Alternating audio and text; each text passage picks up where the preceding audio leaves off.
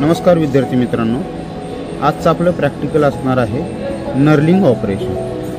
आज knurling operation करत असताना आपण 3 जॉ चॉकमध्ये किंवा 4 जॉ चॉकमध्ये जॉब पकडल्यानंतर दंडगोलाकृती जॉबवर घट्ट पकड मिळवण्यासाठी टुलाचा दाब देऊन जी नक्षी तयार केली जाते त्याला नर्लिंग असे म्हणतात। ही कटिंग क्रिया नाही। या क्रियेत सिलेंड्रिकल जॉबवरील बाहेरील पृष्ठभागावर स्ट्रेट लाईन, डायमंड आकाराचे पॅटर्न किंवा क्रॉस लाईन पॅटर्न या प्रकारचे नर्लिंग केले जाते। हे एक फॉर्मिंग ऑपरेशन आहे। चांगल्या फिनिशिंगसाठी सोल्युबल ऑइल किंवा कटिंग ऑइलचा कोलंटच्या रूपात आपण उपयोग केला जातो।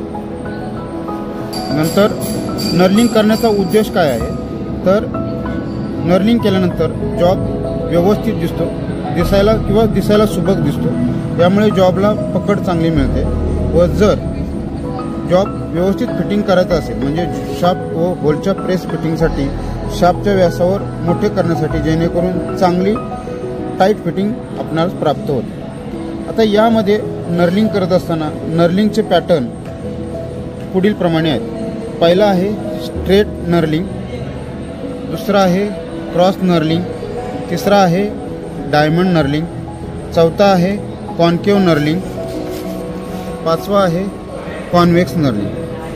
हे करण्यासाठी आपल्याला नर्लिंग टूलचा वापर करावा लागतो। यामध्ये याचे प्रकार पुढील प्रमाणे: एक सिंगल रोलर नर्लिंग टूल, दुसरा असतो नकल जॉईंट नर्लिंग टूल व तिसरा असतो रिव्हॉल्विंग हेड नर्लिंग टूल। आता नर्लिंग क्रिया करत असताना यामध्ये नर्लिंगच्याही ग्रेड्स आहेत। यामध्ये ग्रेड पुढील प्रमाणे: एक कोर्स नर्लिंग, दुसरा मीडियम नर्लिंग व फाईन नर्लिंग।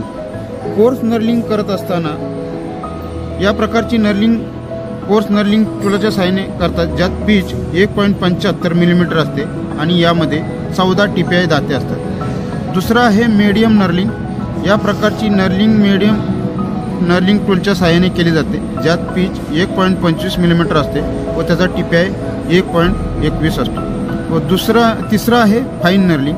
या प्रकारची फाईन नर्लिंग टूलच्या सहाय्याने करतात, ज्याची पिच 0.75 मिलीमीटर असते व त्याचा टिप्या 33 मिलीमीटर असतो।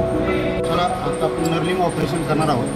पहिल्यांदा जॉब प्रूव्ह केलेला आहे, जॉब प्रूव्ह करून घेतलेला आहे।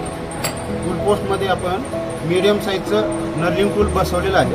आता आपल्याला नर्लिंग ऑपरेशन करायचं आहे। यासाठी मी नर्लिंग टूल बरोबर सेंटर हाईटला फिक्स केलेला आहे आणि मी आता जॉबला टूल टच करून मला नर्लिंग ऑपरेशन चालू करायचं आहे। यासाठी मी आता मशीनला जे कमी स्पीड आहे त्या कमी स्पीडला आपण मशीन मी चालू करणार आहे। या पद्धतीने आता मी नर्लिंग ऑपरेशन चालू करत आहे।